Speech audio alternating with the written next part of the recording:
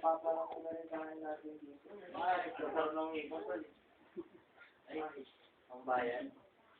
Ano ba sabi nga po ng sa dito? Eh yun, nung alas 8 sabi niya, all-daw na siya. Ikaw, buhok na, nakakang oras na. Ito, baka buka. Wala pang bayad to. Wala pang bayad. Wala pang bayad. Hindi ako nagbahala. Ako pa. Sabi na lang eh, kapatid ako. Sige, galit ko na nga siya. Sayang oras na. Susog na ako. Pagkatapos ng 2 oras,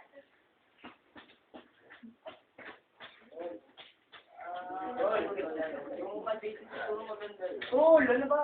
Ay, hindi ko alam. Ano yan? Huwag mo kamutin.